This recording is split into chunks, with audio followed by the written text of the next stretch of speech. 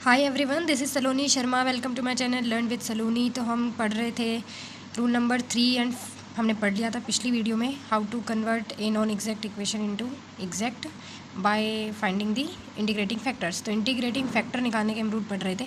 पिछली वीडियो में हमने रूल नंबर 3 पढ़ लिया था। आज हम पढ़ने वाले हैं इस वीडियो में रूल नंबर 4। तो इसमें देख लो आप, थोड़ा सा ही चेंज है बस। यहाँ पर del M Y minus del N upon del X था, अभी अपोजिट हो जाएगा del N upon X minus del M upon Y करना है एंड डिवाइड करना है यहाँ पर m से, यहाँ पर n से था। तो ये जो वैल्यू आएगी, अगर इसे फंक्शन ऑफ y अलोन, यहाँ पर था x, यहाँ पर आएगी y की, सारा फंक्शन y की फॉर्म में होगा, उसको हम fy बोल देंगे। तो देन if क्या होगा, e की पावर fy dy। तो ये जो एग्जांपल था ये तो इससे था रूल 3 से, जो हमने पिछली वीडियो में किया था। अगर आपने नहीं देखी है तो जाके चैनल पर देखें और समझें उसको। उसके बाद आज हम इसमें 4th में इसका एग्जाम्पल करने वाले हैं। चले देखते हैं। ये हमारे पास क्वेश्चन गिवन है। तो m यहाँ पर क्या है, ये जो dx का कोफिशिएंट है, dy का जो है वो है n। Del m over del y निकालते हैं। y के रिस्पेक्ट में x यहाँ पर कांस्टेंट होगा, तो 3x स्क्वायर यहाँ पर कांस्टेंट है। y की पावर 4 का डेरिवेट करेंगे तो 4x cube.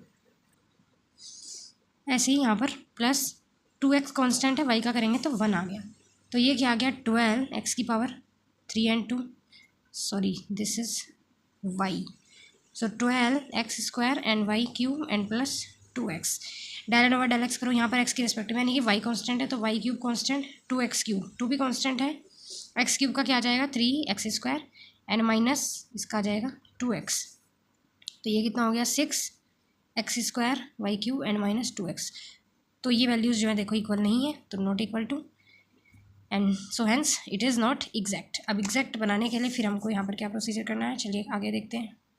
1/m del N over del x minus del M over del y. Del N over del x की वैल्यू मैंने यहाँ रख दी, minus del M over del y की रखनी थी, क्योंकि देखो ये दोनों जो वैल्यूज़ थी ये क्या थी हमारे पास, प्लस में थी, ऐसे थी ना। यहाँ पर माइनस आएगा तो ये भी माइनस हो गया, and this is plus minus plus, ये भी माइनस हो गया, दोनों माइनस के हो गए, एंड अपॉन m। तो अपॉन में m की वैल्यू रख दी। अब यहाँ पर 6 एंड माइनस 12, ये दोनों same, X square Y cube, X square Y cube, तो माइनस का 6x स्क्वायर वाई क्यूब आ गया, माइनस एंड माइनस प्लस, तो 2 4x। नीचे देखो यहाँ पर x स्क्वायर वाई की पावर 4, यहाँ पर एक्स वाई, तो एक्स वाई हमने कॉमन ले लिया, यहाँ बचा 3, एक x बच गया, और y 4 थे, एक बार आया क्यूब बच गया, यहाँ पर ओनली 2 बच गया। ऊपर अब देखो यहाँ से 2 और x कॉमन ले लेंगे, तो यहाँ बचा 2 3 जा 6 3, एक x बच गया, एंड वाई क्यूब प्लस यहाँ पर ओनली 2, क्योंकि माइनस का कॉमन ले लिया है तो दोनों, तो ये दोनों आ गए आंसर प्लस के। अब यहाँ से ये x तो x से कैंसिल हो जाएगा, और ये जो पूरी टर्म है देखो ये भी कैंसिल हो गई, तो यहाँ पर क्या बचा 2 और y, सो माइनस के 2 अपॉन वाई।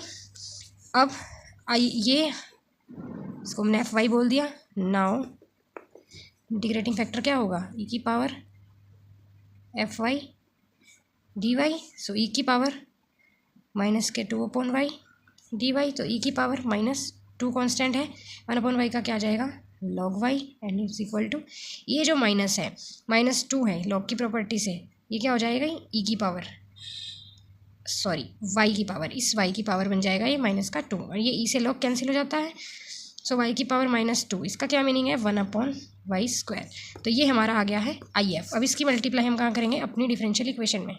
तो गिवन इक्वेशन को मल्टीप्लाई कर देंगे IF से 1 अपॉन वाई स्क्वायर से। तो ये हमारी इक्वेशन थी, 1 अपॉन वाई स्क्वायर से मल्टीप्लाई, यहाँ पर भी 1 अपॉन वाई स्क्वायर से मल्टीप्लाई। अभी वाई स्क्वायर अंदर जाएगा, देखो 3x square as it is, Y square ये 2 पावर से 2 वाई यहाँ कैंसिल, तो बच गए अब 2, 4 थे क्योंकि 2x, एक वाई ऊपर से एक कैंसिल हो गया, नीचे एक बच गया, तो 2x अपॉन वाई।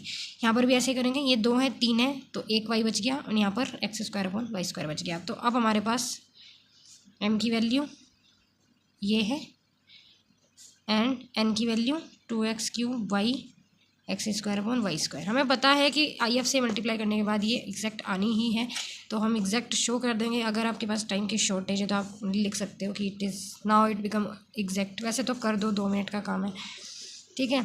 तो अब del M over del Y, Y के रिस्पेक्ट में करना है, तो 3x स्क्वायर, तो एज इट इज़ वाई का क्या हो जाएगा, 2y plus 2x as it is, 1 upon Y का क्या होता है, माइनस के 1 अपॉन वाई स्क्वायर, ठीक है। तो ये आ गया 3 दूनी 6 एक्स स्क्वायर वाई, एंड यहाँ पर माइनस के 2x अपॉन वाई स्क्वायर।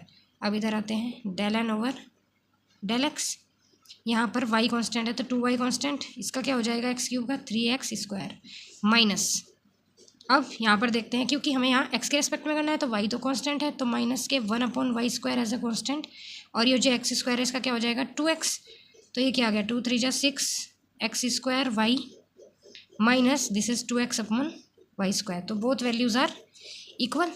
सो हैंस अब हम डायरेक्ट लिख देंगे कि it is an exact equation. ठीक है, तो अब एग्जैक्ट आ चुकी है, तो एग्जैक्ट का जो सोल्व करने का हमारे पास मेथड है उससे हम इसको सोल्व कर देंगे। तो अब its solution is M D X, वाई को कॉन्स्टेंट रखना है, एन डी वाई एक्स की टर्म्स को एक्सक्लूड कर देना है, इंक्लूड नहीं करना है, इज इक्वल टू कॉन्स्टेंट। तो एम मैंने लिख लिया है, एन के टर्म्स में आप नोट करोगे तो वहाँ पर सारी टर्म्स एक्स से रिलेटेड है, तो इसलिए यहाँ पर 0 लिखा गया है। ये देखिए यहाँ पर भी एक्स है, यहाँ पर भी एक्स है, तो कुछ नहीं आएगा 0। तो अब एक्स के टर्म में इंटीग्रेट करना है, वाई यहाँ पर कॉन्स्टेंट है, तो 3y स्क्वायर ये तो है ही कॉन्स्टेंट, एक्स स्क्वायर का करेंगे तो क्या आ जाएगा X cube upon 3, 2 upon Y यहाँ पर कांस्टेंट है, एक्स का करेंगे तो एक्स स्क्वायर अपॉन 2, तो this is 3 cancel and this is 2 cancel, और यहाँ पर तो 0 इज इक्वल टू कॉन्स्टेंट। तो ये आ चुका है X cube Y square plus X square upon Y is equal to constant. अगर आप डिनोमिनेटर इक्वल करना चाहते हो, वरना यही आंसर है, अगर करना चाहते हो तो यहाँ पर वाई और इधर क्या आ जाएगा X cube Y cube and plus X square upon Y is equal to C, and ये आ जाएगा फिर X cube Y cube plus X square is equal to C Y.